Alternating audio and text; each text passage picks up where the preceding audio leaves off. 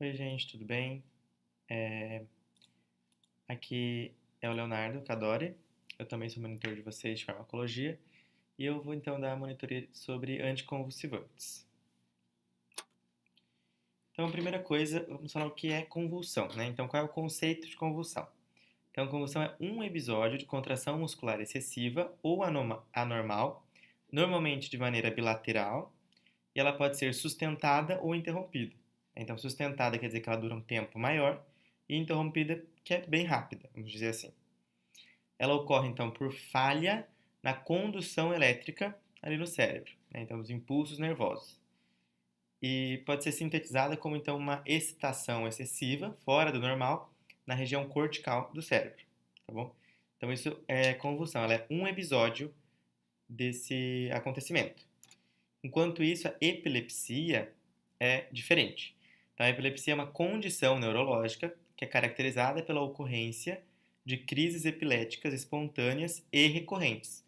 Ou seja, tem que ser pelo menos dois daqueles episódios ou mais, certo? Então, você precisa caracterizar as repetições das crises, o tipo das crises, que a gente vai ver daqui a pouco quais são os tipos, e também as possíveis causas que podem levar a isso, certo? E daí sim pode-se dizer que o indivíduo tem epilepsia. Então é importante saber que é diferente de convulsão, certo? Tá, então já falamos agora, então vamos falar dos tipos de epilepsia, tá? Então pode ser dividido principalmente em dois tipos, né? As crises focais e as crises generalizadas. Então ali do lado direito tem a crise epilética focal. O que significa então? A crise focal, ela inicia em um local isolado, tá, do cérebro, e ela pode permanecer só nesse local ou ela pode se propagar para o resto do cérebro, para outras regiões, tá? Caso ela se propague, aí o que pode acontecer, nem sempre, mas pode acontecer, é a famosa aura, né, que fala que é a aura. Então, a aura, ela é um alerta consciente do próprio cérebro, né, então a pessoa está consciente de que a crise vai aumentar, né, que vai piorar, no caso, vamos dizer. E como ela pode então acontecer? Pode ser um olhar fixo, pode acontecer alucinações, pode acontecer alguns tipos de distúrbios de memória e fala, e também cheiros, gostos, sensações anormais, incomuns. Tá?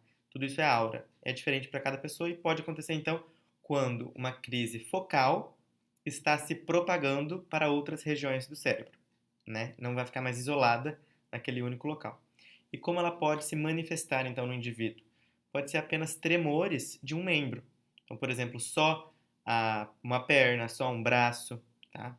Isso são crises focais. As crises generalizadas já são bem diferentes. Então, elas já vão surgir numa área central do cérebro e daí vai se propagar para os dois hemisférios do cérebro, certo? Então, ela obrigatoriamente já vai se propagar. Ela vai surgir numa área central e vai se propagar para os dois lados do cérebro.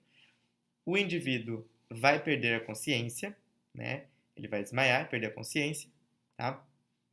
E nunca vai ser precedido de aura, tá? Então, quando a gente fala de aura, sempre vai ser uma crise focal que se tornou uma crise mais generalizada, né? Que não ficou isolada naquele mesmo local que ela se iniciou. E a crise epilética generalizada, então, não. A pessoa vai ter uma perda imediata da consciência e não vai acontecer, não vai ser precedido por aura, né? E normalmente o que acontece? A pessoa vai desmaiar, perder a consciência e ela vai ter um espasmo chamado espasmo extensor rígido. Ela vai ficar com a musculatura em extensão rígida, tá? E além disso pode ter outros eventos, né? Ainda vai depender de cada indivíduo. A pessoa pode hipersalivar, que acontece bastante. Pode ter perda do controle dos esfíncteres, ou seja, ela pode urinar ou defecar. E é mais ou menos isso a crise generalizada. Então, esses são os dois tipos principais de epilepsia. Então, aí, dentro, falando só das crises generalizadas, então, a gente tem o que chamamos de uma crise tônico-clônica, certo? E o que significa isso? Então, qual que é a diferença da fase tônica e da fase clônica? Então, na fase tônica, o que acontece é a perda do influxo de GABA. Então, o GABA, lembrando que o GABA é, entre aspas, o freio do cérebro. Ele é o principal neurotransmissor inibitório. Então, se eu não estou tendo mais influxo de GABA, eu não tenho mais freio, né? Então, por causa disso, vai acontecer descargas elétricas muito rápidas, porque elas não estão sendo inibidas, e também muito sustentadas, ou seja, elas vão durar um tempo, né? Não vai ser tão rápido para voltar ao normal. Então, as descargas são bem rápidas e são sustentadas, elas continuam por um tempo bom, tá? E o que acontece nessa fase tônica? Então, acontece uma vigorosa contração de toda a musculatura. Então, é aquela hora que a pessoa fica toda contraída, com toda a musculatura bem contraída, tá? Aí a outra fase, que é a chamada fase clônica, então essa inibição do GABA começa a ser retardada, tá? Então, um retardo dessa inibição do GABA e ela começa a oscilar com o glutamato. Lembrando que o glutamato é o principal neurotransmissor excitatório, certo?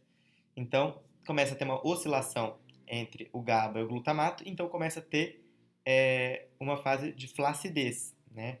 Não fica mais tão rígido, começa a ficar flácido, a pessoa ainda provavelmente está inconsciente, na maioria das vezes, até voltar à função cerebral normal. Tá? E ainda existe também, então, a crise de ausência. A crise de ausência, então, é a sincronização anormal das células do tálamo e do córtex. Então, a sincronização anormal. E o que vai acontecer? O indivíduo perde a consciência porque, entre aspas, porque a pessoa não desmaia. A pessoa continua ali, mas ela fica com um olhar fixo por alguns segundos, é bem rápido normalmente. Um olhar fixo por alguns segundos, e se você chamar ela, ela não vai responder. É como se ela não estivesse ali, mas ela não desmaiou, né? Então ela perdeu a consciência, mas não desmaiou. Isso é crise de ausência. E ela está associada, né, fisiopatologicamente, vamos dizer, associada aos canais, ao funcionamento dos canais de cálcio do tipo T dos neurônios talâmicos, quando ocorre uma despolarização rítmica do córtex. Tá? Aí vocês vão entender por que depois só alguns tipos de medicamento podem ser usadas para crise de ausência, porque elas estão ligadas aos canais de cálcio do tipo T.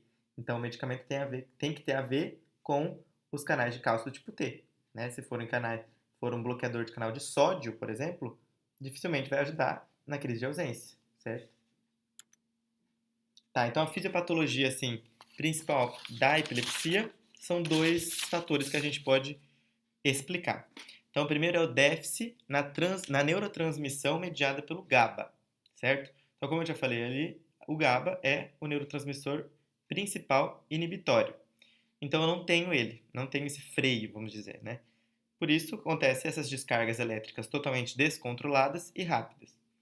Além do déficit da neurotransmissão do GABA, ocorre também um aumento dos níveis de glutamato, que é o neurotransmissor principal excitatório, certo? Então, ele acelera. Ou seja, eu tenho um aumento do acelerador, vamos dizer, e um déficit no freio.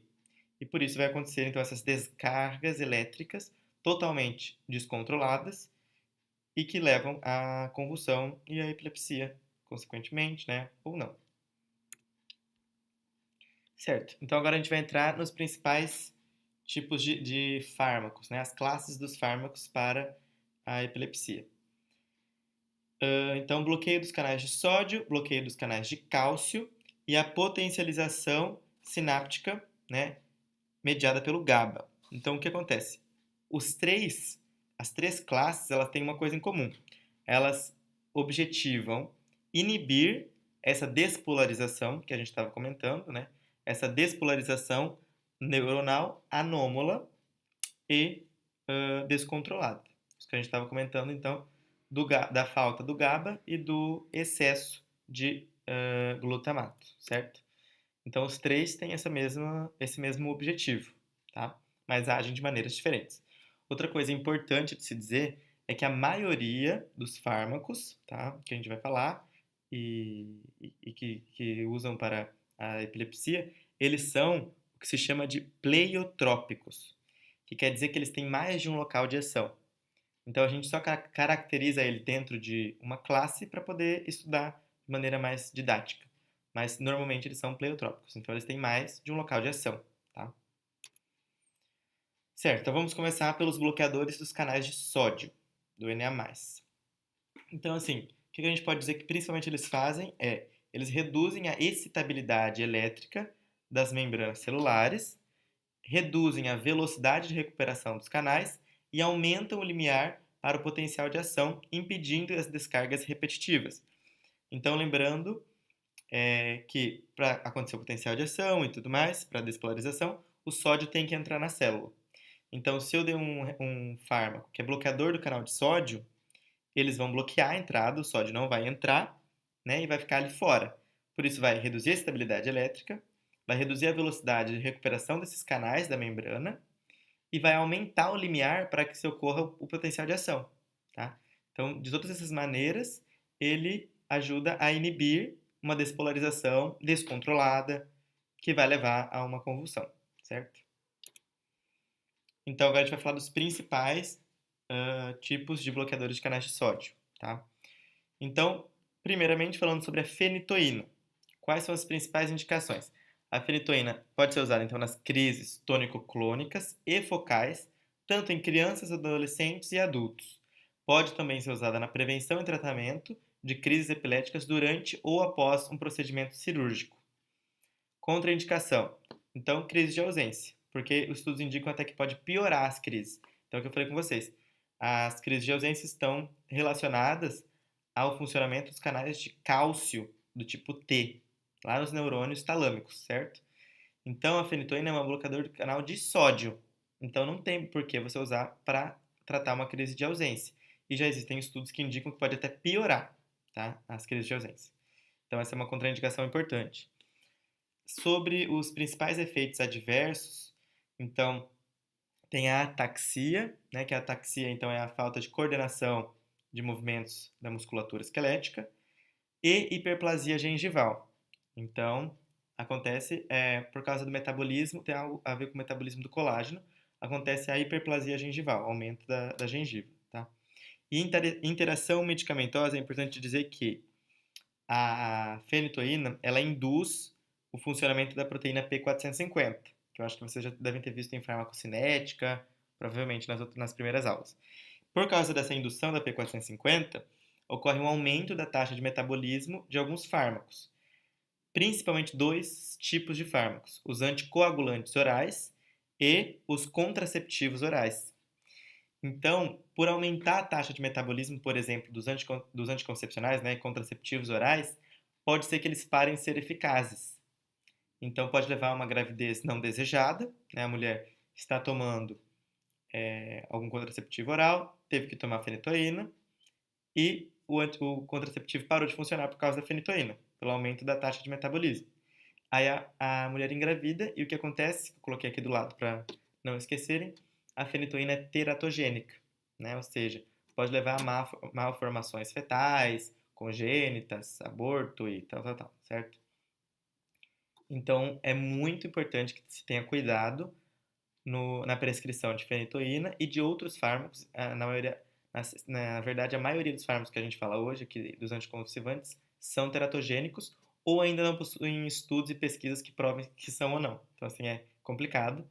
Tem que ter muito cuidado quando vai administrar esses fármacos, né, prescrever para mulheres que estão em idade fértil, porque pode acontecer isso, mesmo usando contraceptivos orais e tudo, vai aumentar a taxa de metabolismo, vai parar de funcionar, a mulher vai engravidar e vai ser teratogênico para a criança, tá? Então é importante dizer isso. O segundo, então, é a carbamazepina, também é um bloqueador de canal de sódio. As principais indicações também são para as crises tônico-clônicas generalizadas, são indicadas para pacientes com mais de 1 ano de idade, já dá para usar, e monoterapia, né? Ou seja, são usadas sozinho ou também com terapia adjuvante de crises focais, com ou sem generalização secundária. Então, generalização secundária é aquilo que eu comentei com vocês, que é quando a crise focal, que começa num local isolado do cérebro, se propaga para outras regiões. Aí ela pode ser chamada de generalização secundária. Então, a carbamazepina pode ser usada se tem ou não essa generalização secundária, tá? Alguns efeitos adversos da carbamazepina, que é importante dizer, é sonolência, tá? Ataxia, assim como a fenitoína, náusea, vômito, constipação, entre outros, tá? Interações medicamentosas. Então, tem uma indução proeminente da CYP3A4, que é outra enzima, no caso, reduzindo a eficácia também dos contraceptivos orais, da varfarina, da própria fenitoína, tá? Que é o que a gente acabou de ver ali, então não pode normalmente usar junto a fenitoína e a carbamazepina, tá? Não dá certo. O valproato, que a gente também vai ver hoje, corticosteroides, que eu vou dar monitoria também de corticosteroides, se eu não estou enganado, tá? Então, aqui é outra enzima, né? Lá era P450, que é a CYP3A4, mas é basicamente a mesma coisa, tá? Vai induzir elas e vai reduzir a eficácia destes medicamentos que estão ali. E ela também é teratogênica, né? Como eu falei para vocês, a maioria dos fármacos que a gente vê aqui são teratogênicos, então tem que tomar muito cuidado. A lamotrigina, uma coisa importante para dizer é que quando eu tive essa aula foi com outra professora, não foi a mesma de vocês. Então é importante eu dizer que aqui eu estou colocando as coisas principais que eu acredito que sejam importantes e que podem cair na prova e tudo mais. Mas não tem como eu saber o que ela focou mais em aula e o que ela realmente vai pedir na prova, tá? Mas assim, eu estou aberto a dúvidas e vocês podem mandar a qualquer momento e assim que eu puder eu vou responder, tá? Não tem problema. Eu vi que a lamotrigina ela não colocou em negrito nos slides. Porém, é muito importante dizer porque a lamotrigina ela tem uma coisa que é além de bloquear os canais de sódio, né, ela está como bloqueador de canais de sódio. Mas além disso, ela também bloqueia os canais de cálcio, alguns tipos de canais de cálcio, e também atua inibindo a liberação do glutamato, certo? Lembra que o glutamato é excitatório.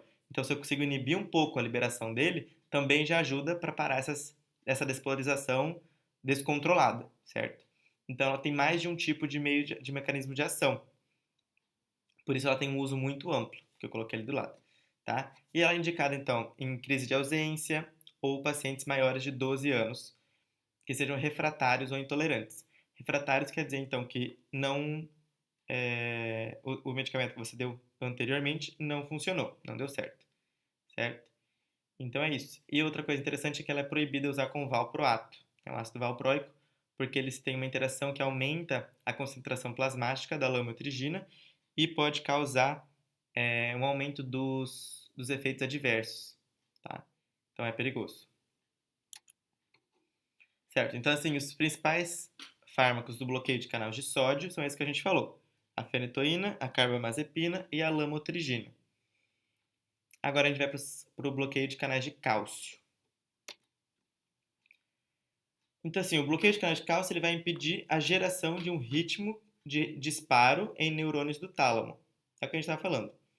E é importante dizer que o cálcio ele tem mais de um tipo de receptor, certo? Então, existem diferentes tipos. O que a gente vai ver hoje, eles são de baixa voltagem, são bloqueadores de canais de cálcio de baixa voltagem do tipo T.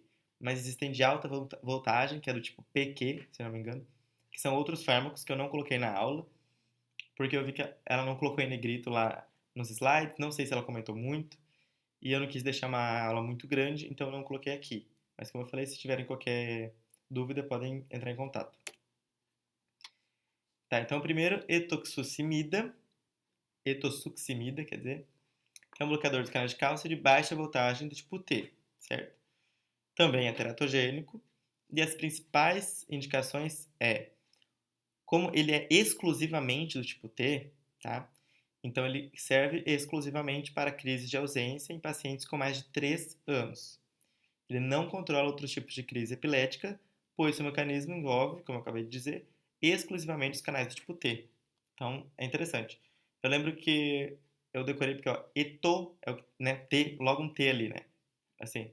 Então, lembra canais de cálcio do tipo T, e lembra que canais de cálcio do tipo T tem a ver com a crise de ausência. Então, ele é exclusivamente para a crise de ausência, certo?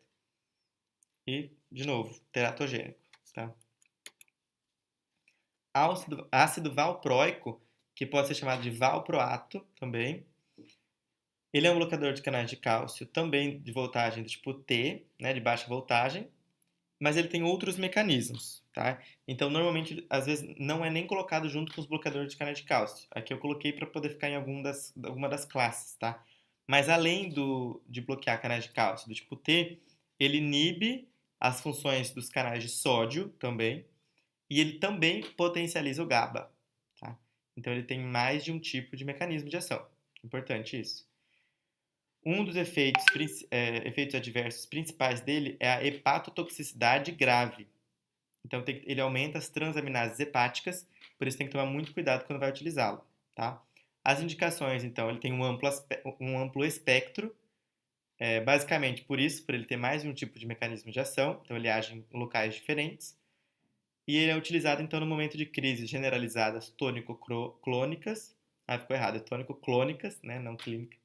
Tônico-clônicas, crises de ausência que não respondem a etosuximida e mioclônico. Então, assim, crise de ausência, lembra que a gente acabou de falar que é etosuximida. Então, se não responder, pode ser usado o valproato, né, o ácido valproico. Também é indicação para monoterapia, então utilizar ele sozinho, certo? Mas também para terapia adjunta de pacientes com mais de 10 anos de idade com qualquer forma de epilepsia, tá? Crises focais, ele tem uma eficácia mais limitada. Então, ele é muito utilizado, ele é bem amplo, assim, tem um uso bem amplo, por ter mais de mecanismo de ação, né? Ter esse amplo espectro para ser usado. Só tem essa questão principal aí da hepatotoxicidade, então tem que tomar cuidado. Além disso, ele tem efeitos adversos de anorexia, ataxia, tremores, tá? E é teratogênico também, tá? Não coloquei ali, mas ele também é teratogênico. Então, realmente, a maioria deles são teratogênicos. Classe 3 e última, então, os potencializadores, né, a classe que potencializa a inibição sináptica que é mediada pelo GABA, certo? Então lembra que um dos problemas da fisiopatologia é que o GABA não está fazendo o papel dele, né? Então eu quero potencializar o GABA, quero potencializar essa inibição que o GABA faz, certo? Aí, então, primeiro são dois que a gente vai falar principais, é o fenobarbital. Então, ele potencializa a ação do GABA. O fenobarbital é um barbitúrico. Eu não sei se vocês já tiveram aula dos benzodiazepínicos, barbitúricos, né, ansiolíticos e tal, mas ele é um barbitúrico que tem um efeito também anticonvulsivante. E ele atua principalmente no receptor GABA do tipo A, tá? GABA-A. Principais indicações, então, tratamento de crises focais generalizadas de pacientes de qualquer idade, inclusive recém-nascidos. Porém, não é eficaz para o controle de crises de ausência. De novo, porque ele não tem a ver com os canais de cálcio do tipo T, que são aqueles que estão relacionados à crise de ausência. Então, não é eficaz para o controle de crise de ausência, tá? É sim para crises focais generalizadas, certo? Ele tem um baixo custo e uma baixa toxicidade, tá? Que a gente estava falando antes do ácido valproico, é hepatotóxico, esse tem uma baixa toxicidade, tá? E os benzodiazepínicos também, né, são uma classe que não estão dentro dos anticonvulsivantes, mas agem como anticonvulsivantes. E eles também potencializam a ação do GABA, também atuando nos receptores de GABA-A. Eles têm um rápido início de ação e eles são bem toleráveis, têm uma alta tolerabilidade. Tá? Quais são as principais indicações? Então, os principais usados são o clobazam, diazepam e clonazepam.